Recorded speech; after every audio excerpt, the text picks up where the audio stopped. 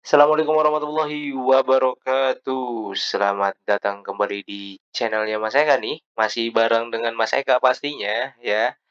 Oke, di video kali ini Mas Eka masih akan memberikan informasi seputaran PIP atau KIP nih ya. Banyak teman-teman yang nanya, "Pak, saya bisa nggak daftar KIP, Pak? Bagaimana cara daftar PIP-nya nih, Pak?" Gitu ya. Nah, di video kali ini Mas Eka akan ngasih tahu kriteria-kriteria yang bisa menerima KIP. Jadi orang-orang, prioritas yang bisa menerima PIP itu atau KIP itu siapa aja sih? Tapi sebelum Mas Eka kasih tahu informasinya untuk teman-teman yang baru bergabung di channel-nya Mas Eka, yuk silakan dulu subscribe channel-nya Mas Eka untuk mendukung channel ini agar bisa berkembang lagi. Dan teman-teman juga bisa follow Telegram-nya Mas Eka nih ya, masuk join di Telegram Mas Eka ataupun, follow di TikTok-nya Mas Eka juga ya. Oke, langsung aja kita ke website PIP-nya atau website KIP-nya. Nah, di sini ada website KIP-nya. Kalau sekarang banyak yang nanya, masih bisa nggak sih daftar KIP? Jawabannya udah tidak bisa ya, karena, di sini sudah tertulis tuh ya, batas waktu cut off Dapodik untuk PIP itu per 15 Agustus 2022. Jadi untuk teman-teman yang mau daftar melalui sekolah, itu sudah ditutup per 15 Agustus 2022 yang lalu ya. Jadi sekarang, tidak bisa mendaftar, dulu ya. Jadi mau daftar lagi kemungkinan besar nanti adanya di semester berikutnya. Nah, teman-teman bisa ngecek di sini kalau misalkan kira-kira teman-teman terdaftar atau tidak ya, itu teman-teman bisa ngecek di sini, masukkan NISN-nya, kemudian tanggal lahir, bulan dan tahun, nama ibu kandung. Nah, untuk video lengkapnya itu ada di videonya Mas Eka sebelumnya, di-scroll saja ke bawah. Nah, di sini ya cara melihat, cek penerima PIP ini di sini, itu teman-teman bisa tonton di situ ya. Dan seperti tadi yang Mas Eka bilang, ada beberapa kriteria atau, kriteria yang bisa menerima PIP, ini prioritas ya, yang prioritas menerima PIP itu ada beberapa jumlahnya. Nah, ini Mas Eka kasih tahu nih ya, kita lihat di informasi. Nah, ini sesuai dengan, salinan keputusan kementerian ya. Jadi di sini poin B-nya penerima PIP Dikdasmen. Yang pertama, PIP Dikdasmen diperuntukkan bagi anak berusia 6 tahun sampai dengan 21 tahun dari keluarga miskin tuh ya, atau rentan miskin dengan prioritas sasaran. Jadi syarat pertamanya umurnya 6 sampai dengan 21 tahun ya, berarti ini anak-anak di jenjang sekolah SD, SMP, SMA ya. Nah, kalau misalkan umurnya udah 22 tahun berarti, udah nggak bisa tuh ya, atau umurnya baru 5 tahun TK bisa masuk PIP atau tidak Mas Eka? Tidak bisa ya, karena ini syaratnya adalah 6 sampai dengan 21 tahun ya. Kalau belum sekolah gimana? Ya harus sekolah terlebih dahulu karena memang harus masuk ke pangkalan sekolahnya masing-masing terlebih dahulu ya. Nah, di sini ada beberapa prioritas nih ya. Di sini terbagi menjadi 2 kategori. Yang pertama peserta didik pemegang Kartu Indonesia Pintar. Jadi kalau yang sudah memiliki, Kartu Indonesia Pintar atau KIP-nya ya berarti itu mendapat prioritas ya untuk didaftarkan atau untuk diajukan. Tapi kalau misalkan belum ya diajukan terlebih dahulu. Nah, kemudian yang kedua atau yang B, peserta didik didik dengan pertimbangan khusus. Jadi ini prioritas khusus nih ya, seperti yang pertama nih ada 7 ya, peserta didik yang berstatus yatim dan atau piatu, termasuk yang berada di panti sosial atau panti asuhan. Jadi kalau misalkan teman-teman merasa, yatim ataupun piatu, apalagi yatim piatu gitu ya, diasuh oleh wali atau, saudaranya, itu bisa diajukan tuh ya, secara prioritas itu menjadi prioritas nomor satu untuk diajukan melalui sekolahnya ya.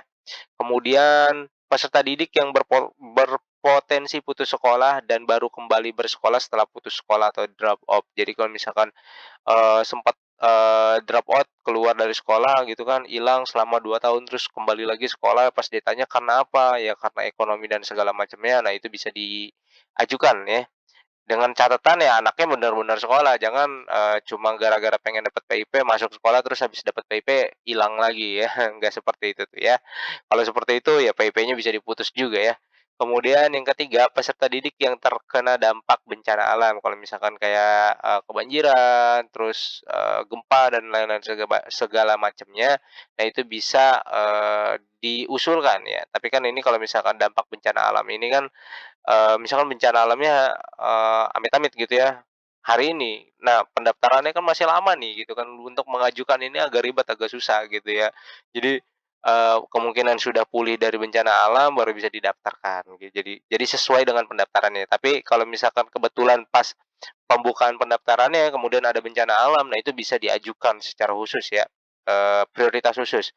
Kemudian yang keempat, peserta didik korban musibah, di daerah konflik, misalkan konflik, adat ataupun konflik segala macamnya. Karena ini kan sifatnya kan, ini ya, nasional dari Sabang sampai Merauke gitu PIP. Misalkan kayak di wilayah-wilayah tertentu yang masih ada konflik, nah itu bisa diajukan tuh ya. Misalkan wilayah-wilayah tertentu juga yang terkena bencana alam itu bisa diajukan juga. Kemudian yang kelima, peserta didik berkebutuhan khusus atau disabilitas. Nah ini, juga masuk prioritas untuk menerima PIP atau didaftarkan sebagai, penerima PIP atau KIP ya. 6, peserta didik yang orang tua atau wali sedang berstatus narapidana di lembaga pemasyarakatan nah, kalau misalkan orang tuanya ini ya, sedang ada di lembaga permasyarakatan gitu ya, pemasyarakatan, kemudian itu bisa tuh didaftarkan, entah itu ibunya atau mungkin bapaknya ya, atau ayahnya, itu berstatus narapidana atau di lembaga pemasyarakatan, nah itu bisa didaftarkan ya. Kemudian peserta didik yang berstatus sebagai tersangka atau narapidana di rumah tahanan atau lembaga pemasyarakatan. Nah ini nih unik nih ya yang ketujuh nih. Jadi sambungan dari 6 dan atau peserta didik yang berstatus sebagai tersangka atau narapidana di rumah tahanan atau lembaga pemasyarakatan. Nah, ini juga mereka masih kurang paham nih ya, dia berarti kan statusnya narapidana ya, bukan baru ya. Jadi, anak yang kan ada tuh, penjara anak ya atau lembaga pemasyarakatan untuk anak-anak. Nah, itu anak-anak yang di situ juga memiliki hak yang sama untuk bisa mendapatkan PIP gitu. Jadi luar biasa nih pemerintah ya. Jadi nggak usah lah, yang neko-neko ya. Jadi itu 7 kriteria peserta didik yang, mendapatkan prioritas untuk, mendaftar PIP atau diajukan sebagai PIP ya, KIP.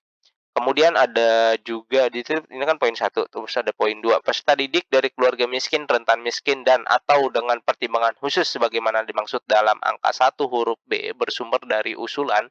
Jadi ini kan angka 1 nih. Nah, yang kategori yang B-nya ini ada 7 kan.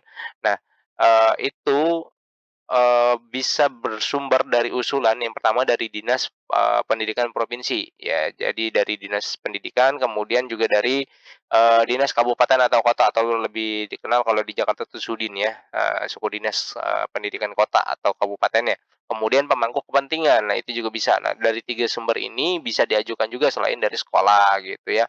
Jadi itu, eee 7 kriteria atau 7 peserta didik yang memiliki prioritas, untuk bisa mendapatkan KIP. Kalau misalkan teman-teman masuk dalam kategori 7 ini, silakan teman-teman ajukan melalui sekolah ya, dengan melampirkan tentunya dokumen-dokumen yang diperlukan oleh sekolah. Oke, teman-teman. Jadi itu informasi yang bisa Mas Eka sampaikan mengenai, siswa atau peserta didik yang bisa menerima KIP ya, secara prioritas gitu. Dan perlu diketahui juga nih teman-teman ya, sekedar informasi, jadi PIP ini khususnya untuk wilayah di wilayah di DKI Jakarta, agak bebelibet ya. Ini memiliki keunikan, bukan keunikan, keuntungan ya, keuntungan plus ya, selain mendapatkan dana, ternyata di PPDB beberapa tahun yang lalu juga ya, bahkan kemarin dan beberapa tahun ke belakang itu, ada jalur khususnya nih. Jadi kalau misalkan teman-teman yang sudah memiliki KIP dan memiliki KJP, wah itu udah dapat golden ticket deh kalau kata ini mah ya, apa, audisi-audisi gitu ya. Wah udah karpet merah lah dia ya kan.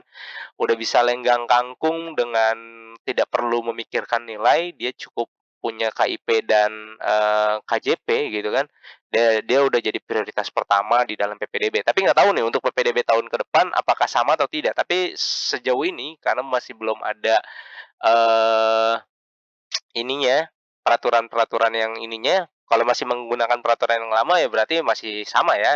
Nah itu teman-teman silakan tuh ya, kejar PIP-nya untuk mendapatkan, prioritas pertama di PPDB nanti, terutama untuk teman-teman yang saat ini duduk di kelas 6 SD, ataupun yang duduk di kelas, 11 ya, 11 SMP ya, yang ingin melanjutkan ke SMA. Berarti yang teman-teman ingin melanjutkan ke SMP dan yang ingin melanjutkan ke SMA, Kalau pengen melalui jalur khusus KJP dan PP dari sekarang ya, mulai coba-coba daftar-daftar ya, coba-coba cari informasi ke sekolahnya ya.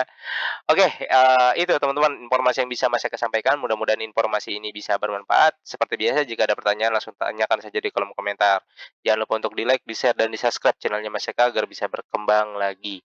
Terima kasih, Mas Eka undur diri. Wassalamualaikum warahmatullahi wabarakatuh.